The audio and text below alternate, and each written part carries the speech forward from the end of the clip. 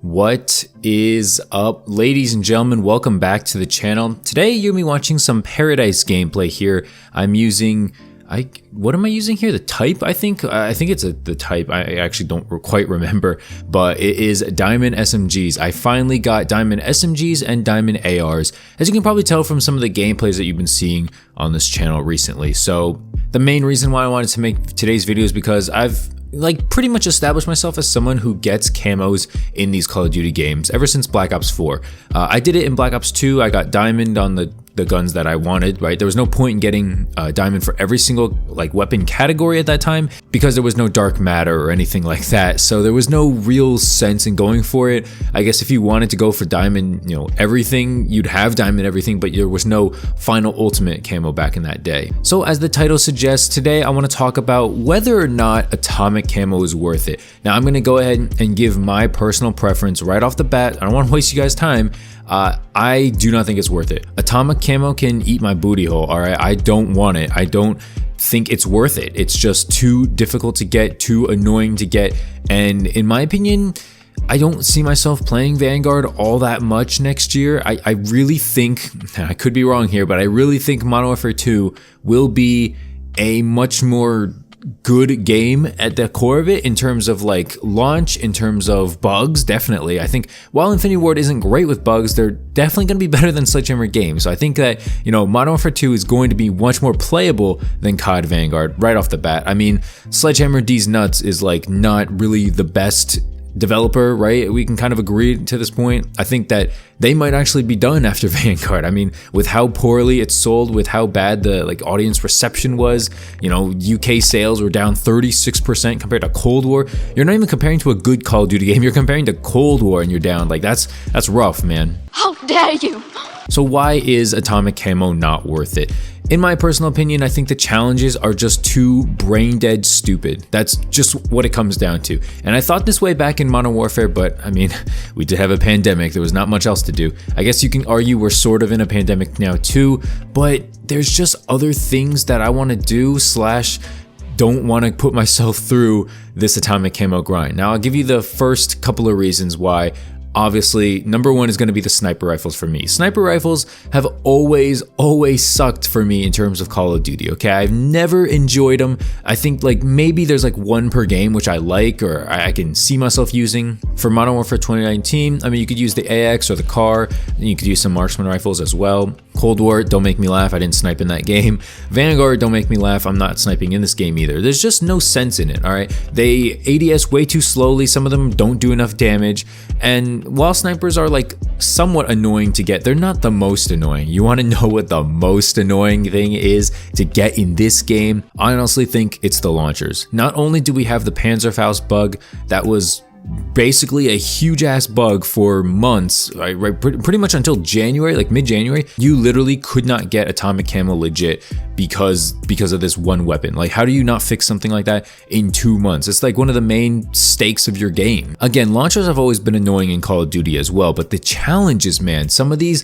for instance, going back to the snipers real quick, the challenges for the sniper rifles, some of them are you have to get much more long shots than necessary. You have to get kills holding your breath, just random stuff, bloodthirsties. You have to play such a cheesehead so much of your gaming experience. I know people who've played this game for maybe 7 to 8 games in game time, and maybe they've had fun for 2 hours when they use guns they actually like. And my thinking is just what's the point of going through all this? You're literally suffering. It's always been the case, right? I want to reiterate this. You can argue this case for Cold War, for Modern Warfare, for Modern Warfare 3, Ghosts, old school games. You can argue this. You're always putting yourself at a disadvantage by not using the best class setup, the most optimal gun at the time. But it's just not worth it. It's not worth it, in my opinion, putting yourself through these headaches over and over again.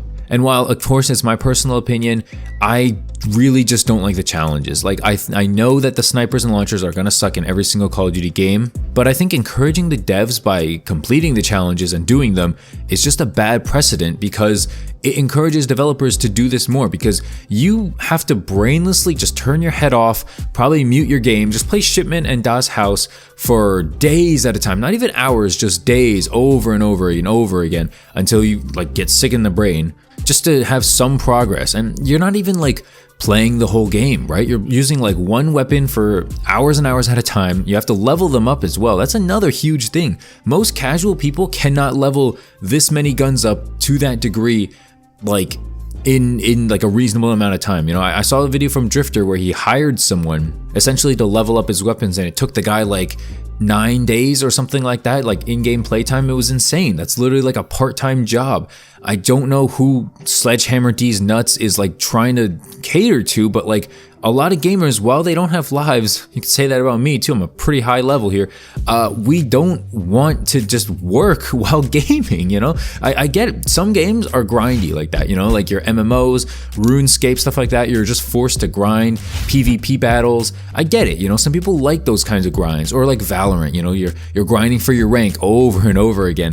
I get it. But this isn't something that most Call of Duty fans signed up for, and this is an argument that people have made about Call of Duty Vanguard ever since it launched, right? The levels just go up way too high. It's just too slow leveling things up, and when people have weapons that are fully leveled up and you don't, that is just such an awful feeling, because you're at such a disadvantage. You know, their weapon levels are literally like 70 levels higher than you. What are you supposed to do when you have no attachments and they have like a fully stocked STG, MP40, you know, like what are you gonna do? So this is just my perspective, and I've come to this conclusion based on the attempt that I was going to go for Dark Matter. I was going to go for Atomic Camo this year, but I've come to the conclusion that it's just simply not worth it for my mental health. I would like to play other games. I would like to not work basically a second job here to play this game. I would like to actually enjoy my time. I enjoy my nights when I'm not at work, when I'm not hanging out with friends, to actually play a game and enjoy it. You know, Vanguard,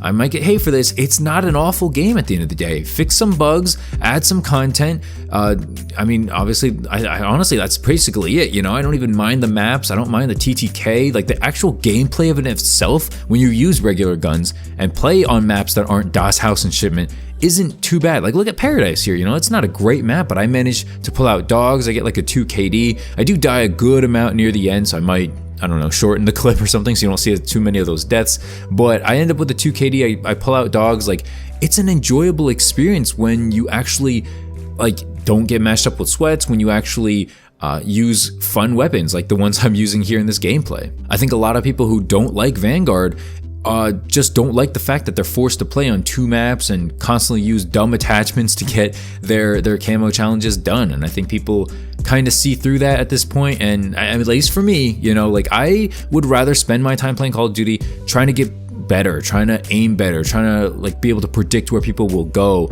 And I think that'll make me a better COD player in the long run. While camo challenges are fun, and I'll probably do it again next year, or maybe I'll even do Atomic Camo next year. I don't know, we'll see if Modern Warfare 2 is really bad. While they're fun and everything, they don't help you become a better player. You don't become a better player by camping for long shots for 100 times in a row, then leveling your weapon up to like level 60, then doing it again. That's not making you a better player, you know? Maybe you can control the recoil a little bit better than someone who has never touched the gun, but I mean, at the end of the day, you're going to do your best by trying your absolute best. And I think a lot of people who go for Atomic Camo shut off their brain and treat it like a job. You know, they treat it like a grind sesh, which again, that's for you, that's fine, you know, but I don't know. I don't really care about that stuff. If I want to grind in a game, I know the games to grind in. And unfortunately, like, Call of Duty is going to be one of them for sure, but Vanguard's challenges just put me off so badly, like make me so disinterested, that I just gave up. You know, I thought about it, I leveled up pretty much all the weapons except snipers, and at the end of the day, I sat back and I was just like, I didn't have any fun doing that. I'm not gonna have any fun going for the challenges unless they change the challenges to make them not reliant on other people as well. You know, a lot of the launchers, they're reliant on, oh, this guy has to get dogs in his life, he has to get UAVs, or this guy has to be behind like a bullet penetrated wall or something like that. Like, a lot of these challenges are just so dependent on other people, and that doesn't make sense because they're a mastery camo.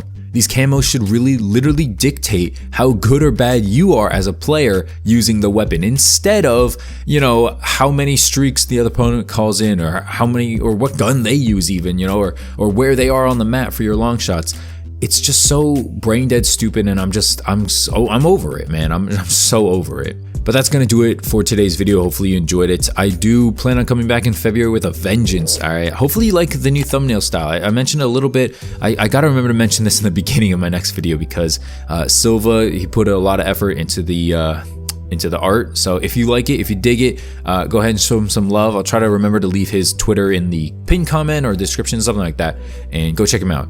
But yeah, that's it for the video. Hopefully you enjoyed it. If you did, make sure to leave a like, subscribe if you're new. Okay, we're on our way to 10K, close to 7K, so hopefully you hit 7K soon, and I'll see you in the next one. Thanks so much for watching.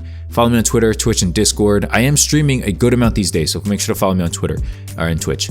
All right, thanks for watching. Peace out.